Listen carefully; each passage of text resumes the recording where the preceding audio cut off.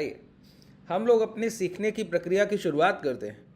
आज का सेशन हम लोग इंट्राडे ट्रेडिंग को डेडिकेटेड है पूरी तरीके से, कि इंट्राडे में आप अपनी जब पोजीशंस को प्लान करते हैं तो किस बिहाफ पर करते हैं, कैसे पोजीशंस को ट्रेड करते हैं, आपके प्री प्लान जो होते हैं मार्केट को लेकर। जैसे कि हम लोगों ने प्लान किया हुआ था कि प्राइस का एक रेंज था 51-200, जैसे मार्क करके दिखाता हूँ। हम लोग बहुत पहले से ये सारी चीज़ों पे, ये 51-200 का रेंज था, इसको हम लोगों ने इस तरीके से मार्क करके पहले से रखा हुआ है। ये इसलिए मार्क करके रखा हुआ कि प्राइस जो है इसके ब्रेकडाउन के बाद नीचे आया था और ये पॉजिटिव कंसोलिडेशन का रेंज है। इस कैंडल के अबव लगातार पॉजिटिव कंसोलिडेशन चल रहा था। प्राइस ने उसका ब्रेकडाउन किया और इस लेवल का ब्रेकडाउन नहीं किया, तो हम लोगों ने दो ट्रेड प्लान किए थे कि प्रीवियस स्ट्रक्चर वीक है, क्लोजिंग स्ट्रांग है, तो अगर प्राइस दोबारा इस रेंज के अंदर आ रहा है तो दोबारा कंसोलिडेशन की तरफ जाएगा, या फिर एक स्विंग हाई ब्रेक होने पर 51-800 निकलने के बाद कोई लॉन्ग की पोजीशन हम लोग प्लान करेंगे। ठीक है। दूसरा ट्रेड प्लान हमारा था कि प्राइस अगर डाउन साइड 50-200 के लेवल को ब्रेक करेगा तो डाउनवर्ड्स मोमेंटम के लिए हम पोजीशंस को प्लान करेंगे। अभी रिसेंटली प्राइस का स्ट्रक्चर मार्केट जब मॉर्निंग में ओपन होता है, देखिए हमारे ट्रेड प्लान होते हैं पिछले सेशन से नेक्स्ट सेशन के, जो भी अजम्पशन होंगे कि क्या क्या संभावना हो सकती, पॉसिबिलिटी को हमने प्लान कर लिया। अब पॉसिबिलिटी को जब प्लान किया तो ये समझ आया कि इसके ऊपर अगर मार्केट रहा 51,000 51,200 की रेंज के अबव, तो फिर प्राइस में प्रीवियस सेशन तो नेगेटिव है, और प्रीवियस सेशन बहुत ध्यान से समझिए एक एक पॉइंट को, और जिस तरीके से हम लोग अपनी सीरीज़ को प्लान करने वाले हैं आगे की सेशंस के लिए, वो इसी तरीके से प्लान करेंगे सर। वेट कीजिए, वो इसी तरीके से प्लान करेंगे सर कि प्राइस में हम कौन से लेवल्स को ट्रेड करें, और दोपहर के सेशंस हम लोग बैंक निफ्टी के बजाय निफ्टी के एनालिसिस किया करेंगे, कि क्योंकि शाम के सेशन में पूरा एक साथ दोनों इंडेक्स का एनालिसिस नहीं हो पाता है, उतना समय नहीं रहता सर। ठीक है, तो शाम का सेशन हम लोग बैंक निफ्टी के लिए रखेंगे और दोपहर का सेशन निफ्टी के लिए रखेंगे। अभी सबसे पहले इंट्राडे के बिहाफ पर अपनी पोजीशंस को प्लान करना समझिए। अभी एक सीरीज ये चलेगी लगभग 15 से 20 ट्रेडिंग सेशन, जिसमें मैं आपको समझाऊंगा कि रिसेंटली टाइम फ्रेम में जब लाइव मार्केट चल रहा हो तो आपकी अप्रोच क्या होगी बाजार में ट्रेड करने की। तो जैसे हम लोगों ने, कई लोग इस चीज़ पे डाउट कर रहे हैं, अभी उनको दिक्कत यही आ रही है कि ट्रेड प्लान समझ आता है लेकिन लाइव मार्केट में जाके एग्जीक्यूशन तक नहीं पहुंच पा रहे हैं। क्यों नहीं पहुंच पा रहे? क्योंकि आपको पता नहीं लाइव मार्केट को अप्रोच कैसे करना है, कैसे आगे लेकर जाना है चीज़ों को। ठीक है, अब वही चीज़ें हम लोग समझेंगे कि प्रीवियस डे के हमारे ट्रेड प्लान और अगले दिन की पोजीशंस कैसे हम लोग प्लान करते हैं। अब देखिए, ये जो प्राइस में डाउनवर्ड्स मोमेंटम आया, ये आया तो इस सेलिंग एरिया से है, ये तो आपको बिल्कुल क्लियर दिख रहा है। इस सप्लाई एरिया से ही मोमेंटम मिला और प्राइस ने ये लो लगाया, तो ये एक रिजेक्शन एरिया हुआ। ठीक है, अब प्राइस क्या कर रहा है, प्रीवियस डे हाई ब्रेक करके ट्रेड कर रहा है, और प्रीवियस डे हाई ब्रेक करके ट्रेड करते हुए प्राइस का स्ट्रक्चर जो है अभी रिसेंटली अगर आप देखें तो कैसा दिखता है आपको, इसमें दिखता है रिजेक्शन फ्रॉम बायर साइड, की गिरावट होती है खरीदार खरीद लेता है, गिरावट होती है खरीदार खरीद लेता है, और सारे स्विंग लो सेफ हैं, सारे स्विंग लो सेफ हैं। तो एक बात मैं यहाँ पर आपको बताऊँ, कभी भी इंट्राडे ट्रेड करने बैठिए और प्राइस का मोमेंटम अपने प्रीवियस डे के मोमेंटम के बिल्कुल अगेंस्ट चल रहा हो, जैसे कल पिछले सेशन को गिरावट हुआ, गिरावट के बाद आज का मोमेंटम प्रीवियस डे के ट्रेंड के अपोजिट डायरेक्शन में, तो एक बात तो क्लियर समझ लीजिए कि हाई ब्रेक बाई, कि जैसे स्विंग हाई ब्रेक हुआ आप बाई करें, स्विंग हाई ब्रेक हुआ बाई करें, अब स्विंग हाई फिर ब्रेक हो रहा है बाई करें, नहीं। अगर आप इन कॉन्सेप्ट को ट्रेड करेंगे ना कि स्विंग हाई ब्रेक होने पर आप बाई कर रहे हैं, तो वहां पर दिक्कत क्या आएगी कि ट्रैपिंग की संभावना है, क्योंकि प्राइस का स्ट्रक्चर प्रीवियस वीक है, कहीं से भी सप्लाई उठाएगा और आपका स्विंग लो टेस्ट कर देगा। जैसे अब ये हाई ब्रेक होने के बाद जो लोग लॉन्ग कर रहे हैं वो एसएल कहाँ लगाएंगे सर, इसके नीचे लगाएंगे, इसके नीचे लगाएंगे। अब ये कोई आपके लिए टारगेट तो है नहीं इस क्लोजिंग पे एंट्री लेना और इतने में एग्जिट करके निकल जाना। ठीक है, अब इस कैंडल की एंट्री 475, अब ये 540 के हाई लगा रहा है, क्या 60-70 पॉइंट के इंडेक्स स्पॉट प्राइस में टारगेट रखेंगे? क्या नहीं रख पाइएगा। तो प्राइस क्या कर रहा है, ये स्विंग लो भी रिटेस्ट कर रहा है, ये स्विंग लो भी, एसएल हंटिंग चलती रहती है। तो ऐसे प्राइस में जब आपको बाजार ऊपर जाते हुए दिखता तो है, लेकिन इंट्राडे में अगर आप लॉन्ग की पोजीशंस को प्लान करेंगे तो बार बार एसएल हंटिंग होगी। ऑप्शन बायर ऐसे में बहुत पैसा गवाता है सर। अभी रिसेंटली अभी प्राइस जहां ट्रेड कर रहा है, अभी इसने ये 51,500 के हाई ब्रेक किए और आप चाहते हैं कि यहां पर लॉन्ग कर दिया जाए। अरे सर प्राइस ये ऐसा रखिएगा, ये स्विंग लो जा रहा है, ये ऐसा रखिएगा, इसके बाद हो सकता है इसको भी हिट करे आकर, ऐसा नहीं कि प्राइस में हायर डायरेक्शन मोमेंटम नहीं, बिल्कुल है, लेकिन खरीदारी हाई ब्रेक होने पर नहीं होगी, महंगे भाव पर नहीं होगी, निचले भाव पर होगी। तो किस भाव पर खरीदारी होनी चाहिए? सबसे पहला काम होता है कि हमने अपनी पोजीशंस को प्लान कैसे किया, हमारे प्री प्लान क्या है। तो पहले समझिए हमारा प्री प्लान है कि प्राइस अगर इस 51,100 51,000 की रेंज के ऊपर ट्रेड करेगा तो इसका मतलब है कि प्राइस में गिरावट नहीं है, ये सप्लाई दिखाई गई, इन सेलर्स को ट्रैप कर लिया गया। अब दोबारा प्राइस इसके नीचे आ जाए इस रेंज के, आज के डे लो को ब्रेक करके, तो ये जो सेलर्स ट्रैप हुए हैं ना, इनको निकलने का मौका मिलेगा, तो डाउनवर्ड्स मोमेंटम ट्रिपल टी बनेगा, ट्रेड द ट्रैप। अब 51,000 के ब्रेकडाउन के बाद आपको शॉर्ट करने का मौका मिलेगा, और दूसरा मौका मिलेगा 5 मिनट के टाइम फ्रेम पर आ जाइए, कोई भी लास्ट स्विंग लो ब्रेक हो जाए। 51 ये अभी बना रिसेंटली 350 के पास, इसके पहले बना 270 के पास, एक एग्रेसिव डाउनसाइड ये स्विंग लो ब्रेकडाउन हो, जो कि मॉर्निंग से नहीं हो रहा है, पहला ये, दूसरा ये, तीसरा ये। पहला बहुत बहुत दूर है, ये पास में। तो 51,270 के नीचे जब एक positive body size candle negative close करेगा ना, रेड बॉडी साइज कैंडल, तब आप मानेंगे डाउनवर्ड्स मोमेंटम, तब तक नहीं। अब ये बायर्स टेरिटरी है क्योंकि यहां पर पॉजिटिव कंसोलिडेशन हुआ है, लेकिन रिसेंट मोमेंटम डाउन साइड है। एक एक पॉइंट को समझते जाइए, जो मैं बोल रहा हूं ना, आप बस बिलीव कीजिए चीजों पर कैसे काम कर रही है। अब हम एक चीज से और कंफर्मेशन करते हैं कि इंट्राडे का मोमेंटम क्या है, वो क्या है? Option chain. ऑप्शन चेन पर जब जाते हैं तब हम लोग देख रहे हैं, बहुत ध्यान से देखिए, 51,500 हम ट्रेड कर रहे हैं, total number of contract 25 lakh sell है, यहाँ 21 लाख सेल है। अभी ये 18 था, ये 27 था, और यहाँ पर आप देखिए नेगेटिव ओआई चेंज नेगेटिव है, यहाँ पे पोजीशंस स्क्वायर ऑफ हो रही है 51,500 के स्ट्राइक प्राइस पर कॉल साइड से। तो ये रेजिस्टेंस जो है वो वीक रेजिस्टेंस बनता जा रहा है, और धीरे धीरे यहाँ पर देखिए 100% ओआई चेंज, और वॉल्यूम भी आपको यहाँ हायर दिखेंगे क्योंकि डिमांड पोजीशन खड़ी भी की जा रही होंगी और स्क्वायर ऑफ भी की जा रही होंगी। तो वॉल्यूम यहाँ हायर है, किससे? पुट साइड के स्ट्राइक प्राइस से, ठीक है, 21 लाख के पास। यहाँ पे देखिए 13 है, यहाँ भी 13, 51,400 पर कॉल और पुट के डायरेक्शन मोमेंटम के लिए सपोर्ट रेजिस्टेंस इक्वली है। यहाँ 11 है, यहाँ 13 है।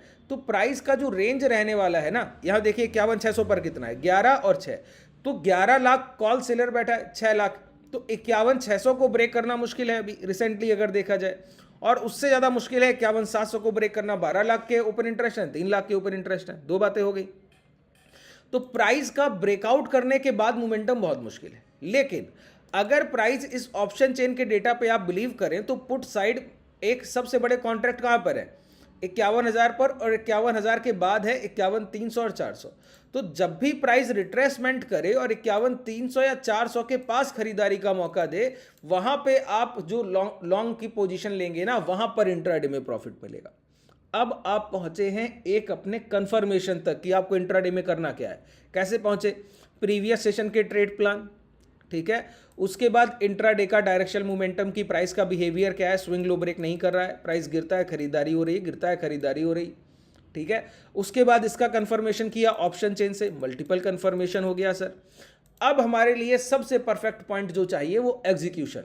अब हम यहां खरीदारी करें तो सर बेवकूफ़ी होगी लॉन्ग करने के लिए, ठीक है। ऐसा नहीं कि हर बार प्राइस नहीं चल के जाएगा, नहीं, हाई ब्रेक होने के बाद भी कभी कभी मोमेंटम मिलेंगे, लेकिन आप 40 to 50% एक्यूरेसी पे काम नहीं कर सकते। हमको जो काम करना होगा वो 70 to 80% एक्यूरेसी पे करना होगा, कि जब आप 400 ट्रेड का एग्जीक्यूशन करें तो नियर अबाउट 320 प्लस ट्रेड्स आपकी ठीक होनी चाहिए। ये एक डेटा आपका हिस्टोरिकल डेटा आपको चाहिए होता है। बात क्लियर हो रही? तो इसके लिए हम क्या यूज करें कि परफेक्ट एग्जीक्यूशन मिले? तो देखिए हम लोग रिसेंटली इंट्राडे में, अब हमको ये तो क्लियर हो गया कि इंट्राडे में जब तक स्विंग लो ब्रेक नहीं हो रहे तो डिस्काउंट मिलने पे खरीदारी की जाए, तो वहां पर आपके बेहतर ट्रेड प्लान है, वो आपके लिए सबसे बेहतर इंट्राडे सेटअप है कि रिट्रेसमेंट के बाद खरीदारी की जाए। दूसरा हमारे लिए अवेयरनेस क्या है कि प्रीवियस डे का डायरेक्शनल मोमेंटम, और हम ट्रेड कर रहे हैं उसी हाई को ट्रेड करके। अगर इसके बाद कोई लास्ट ये 51,250 के नीचे ट्रेड किया, तब शॉर्ट करने की अपॉर्चुनिटी अग्रेसिव ढूंढेंगे एक परफेक्ट कैंडल क्लोज के बाद, रिटेस्ट के बाद, जब वो लो ब्रेक होगा तब। तो हमारे पास दो ट्रेड प्लान है। अभी खरीदारी की अप्रोच से जाना चाहिए लोअर टाइम फ्रेम पर। दूसरा ट्रेड प्लान है हमारा कि 51,250 का ब्रेकडाउन होगा तो 51,300 सबसे बड़ा सपोर्ट है सर।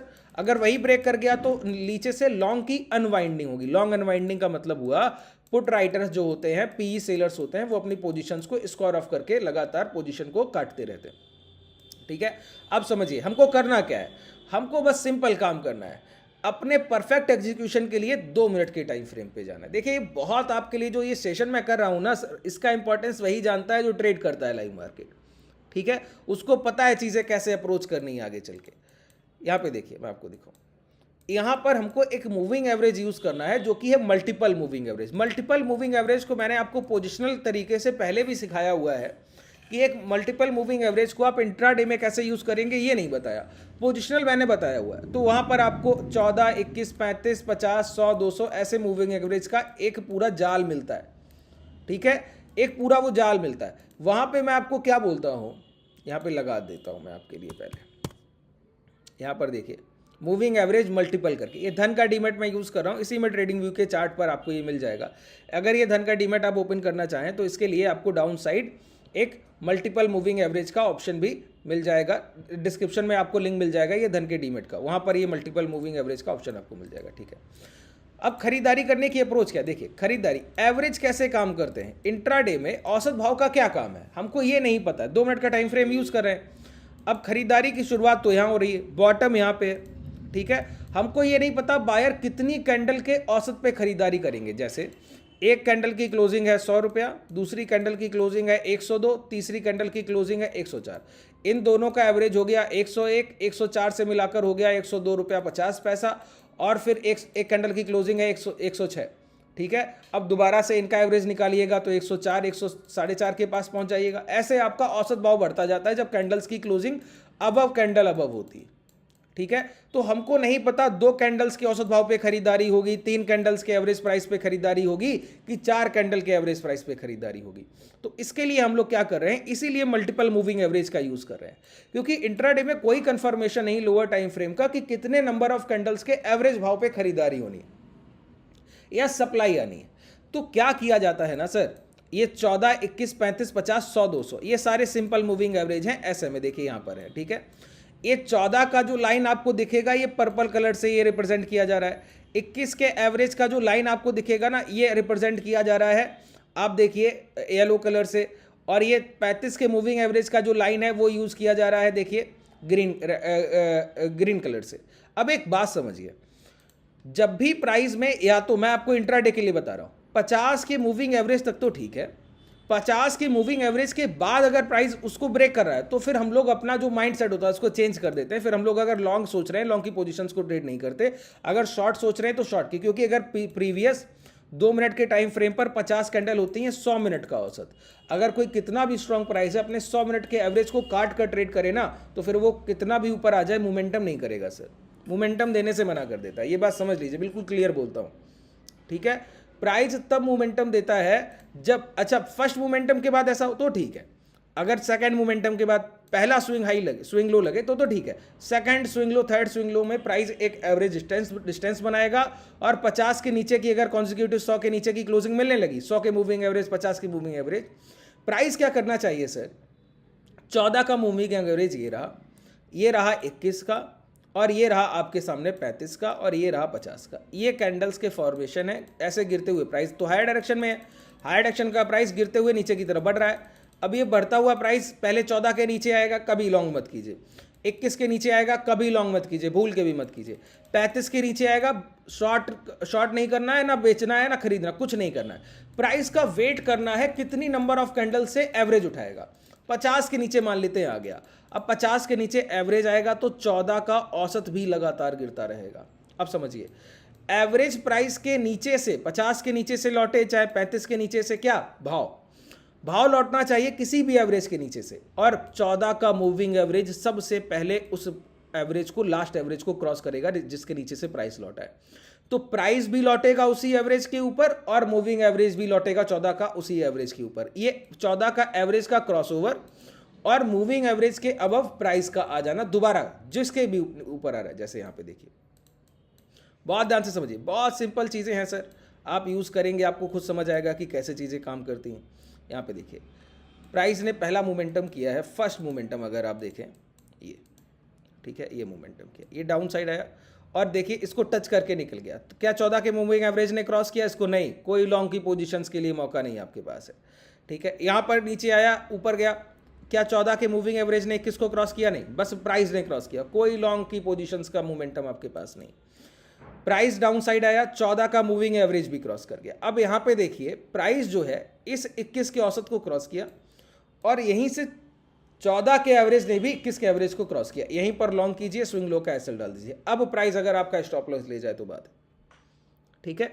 इंट्राडे में ऐसे आपको 2 से 3 अपॉर्चुनिटी मैक्स है, एक मिलेगी या 2 या 3, वो भी तब जब मोमेंटम होगा। अगर मोमेंटम नहीं होगा तो कोई नहीं मिलेगी। प्राइस क्या करेगा, यहीं पर ऊपर नीचे अप एंड डाउन, कोई मोमेंटम का प्राइस आपको मिलेगा ही नहीं, ठीक है। तो जब प्राइस का डायरेक्शनल मोमेंटम कंफर्म हो, जैसे अभी कंफर्म है, तो हम 14, 21, 35 और 50, 100, 200 के मूविंग एवरेज का एक जाल यूज कर रहे हैं, पूरा ट्रैप। ये ट्रैप किसके लिए, बायर्स के एवरेज प्राइस के लिए, कि आप किस औसत भाव से खरीदारी करेंगे।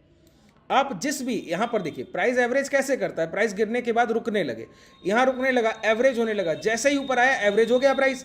अब लॉन्ग कीजिए, स्विंग लो के नीचे असर डालिए। जिन्होंने यहां खरीदारी की अब वो अपनी पोजीशन पे कोई रिस्क नहीं लेंगे।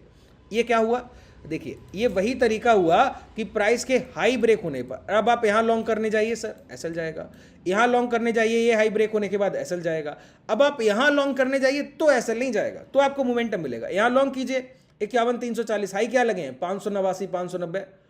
बात क्लियर हो रही है। तो आपका एग्जीक्यूशन पॉइंट तय करेगा। अब ये देखिए मॉर्निंग का मोमेंटम है, प्राइस ने मौका नहीं दिया। अगर यही मॉर्निंग में प्राइस यहां कंसोलिडेट करके निकलता तो पहले मूविंग एवरेज नीचे आता, फिर क्रॉस करता। सर देखते हैं कोई गलती हो जाती है, एक बार भी हो जाती है तो बात, ठीक है। इस तरीके से जब आप चीज़ों को यूज़ करेंगे, इंप्लीमेंट करेंगे, अब आपको ये खरीदारी अभी करनी नहीं आती। जैसे ये प्राइस ने इसको टच किया और टच करने के बाद यहाँ पर ये इन्वर्टेड हैमर हाई, ये इतने छोटे छोटे, अभी आप इतना स्किल नहीं है। आप इन चीज़ों पे प्रैक्टिस कीजिए जहाँ कन्फर्मेशन है, ठीक है। आप एग्रेसिव चीज़ों पे प्रैक्टिस बिल्कुल मत कीजिए अभी, पहले इन चीज़ों पर कमांड कर लीजिए, फिर आगे सिखाऊंगा और क्या क्या मूविंग एवरेज में होता है, कौन कौन सी चीज़ों को आप वहाँ पर ट्रेड कर सकते हैं, इंट्राडे में प्ले कर सकते हैं, ठीक है।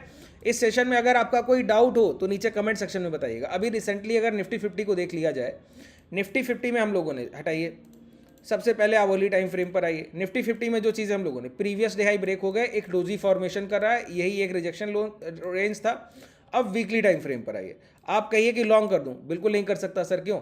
ये देखिए कि डिमांड एरिया क्या है, देखिए अपर विक सप्लायर एरिया होता है, लोअर विक डिमांड एरिया होता है, ठीक है। इस बात को हमेशा ध्यान रखिए।